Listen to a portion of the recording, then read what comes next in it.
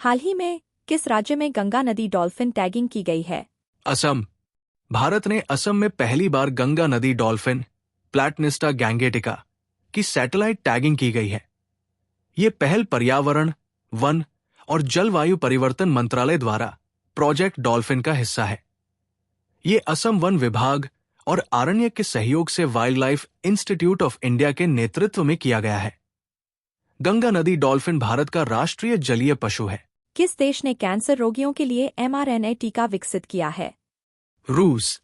रूस के स्वास्थ्य मंत्रालय ने जानकारी दी है कि उसने कैंसर की वैक्सीन बनाने में सफलता हासिल कर ली है। रूसी न्यूज एजेंसी टास के मुताबिक इस वैक्सीन को अगले साल से रूस के नागरिकों को फ्री में लगाया जाएगा। कैंसर की ये वैक्सीन mRNA टेक्नोलॉजी पर आधारित है। भारतीय सेना ने किस शहर में artificial intelligence incubation centre launch किया है?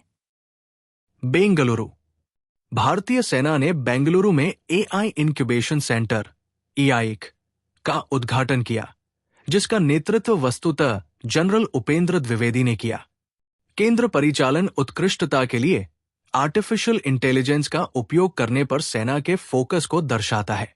इसका उद्देश्य AI संचालित समाधानों के साथ सैन्य प्रौद्योगिकी में नवाचार को बढ़ावा देना है। पहल निर्णय लेने, परिचालन दक्षता और भविष्य के संघर्षों के लिए तैयारियों को बढ़ाने का प्रयास करती है। हाल ही में भारतीय स्टेट बैंक का नया प्रबंध निदेशक किसे नियुक्त किया गया है? राम मोहन राव अमारा। राम मोहन राव अमारा को 3 साल के लिए भारतीय स्टेट बैंक का प्रबंध निदेशक नियुक्त किया गया है। वो चल्ला श्रीनिवासुलु सेट्टी का स्थान लेंगे। चल्ला श्रीनिवासुलु सेट्टी हाल ही में भारतीय स्टेट बैंक के चेयरमैन नियुक्त किए गए हैं। वाणिज्यिक खुफिया और सांख्यिकी महानिदेशालय DGCIS के लिए नोडल मंत्रालय कौन सा है? Ministry of commerce and industry. वाणिज्यिक खुफिया एवं सांख्यिकी महानिदेशालय DGCIS द्वारा विस्तृत जांच के बाद नवंबर में भारत का सोने का आयात 3 गुना बढ़कर 14.8 अरब डॉलर के रिकॉर्ड स्तर पर पहुंच गया। वाणिज्य और उद्योग मंत्रालय के तहत DGCIS नीति निर्माताओं, व्यापारियों और शोधकर्ताओं के लिए व्यापार सांख्यिकी और वाणिज्यिक डेटा एकत्र, संकलित और प्रसारित करता है। 1862 में स्थापित यह भारत का सबसे पुराना बड़े पैमाने पर डेटा प्रोसेसिंग संगठन है और इसका मुख्यालय कोलकाता में है। सर विलियम W हंटर 1871 में इसके पहले महानिदेशक थे। DGCIS रेल, नदी और वायु मार्ग के माध्यम से अंतर्राज्यीय माल के आवागमन पर अंतर्देशीय व्यापार आंकड़े भी प्रकाशित करता है। हाल ही में संजीवनी योजना की शुरुआत कहाँ की जाएगी? दिल्ली। आम आदमी पार्टी के राष्ट्रीय संयोजक अरविंद केजरीवाल ने घोषणा की कि दिल्ली में बुजुर्गों के लिए संजीवनी योजना शुरू की जाएगी। इस योजना के अंतर्गत 60 वर्ष से अधिक उम्र के सभी बुजुर्गों का इलाज दिल्ली के सभी सरकारी और प्राइवेट अस्पतालों में मुफ्त में किया जाएगा। हाल ही में खो खो विश्व कप 2025 का ब्रांड एम्बेसडर किसे नियुक्त किया गया है? सलमान खान।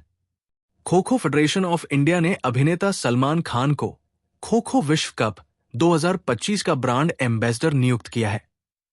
खो खो विश्व कप 13 जनवरी से 19 जनवरी 2025 तक नई दिल्ली में आयोजित किया जाएगा। हाल ही में भारत सरकार ने युगयुगीन भारत संग्रहालय के लिए किस देश के साथ समझौता किया है? फ्रांस।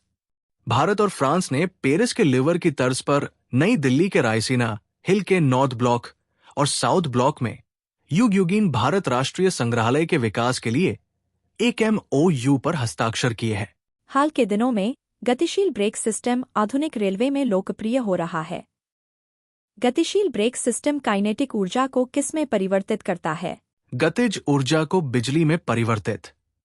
आधुनिक इंजनों में इसके अतिरिक्त गतिशील ब्रेक सिस्टम भी होता है, जो चलती ट्रेन की गतिज ऊर्जा को बिजली में परिवर्तित करने के सिद्धांत पर काम करता है, जिससे इलेक्ट्रिक मोटर्स जनरेटर के रूप में काम करते हैं। हाल ही में किस देश के अंतरिक्ष यात्रियों ने सबसे लंबे समय तक स्पेसवॉक का विश्व रिकॉर्ड बनाया है?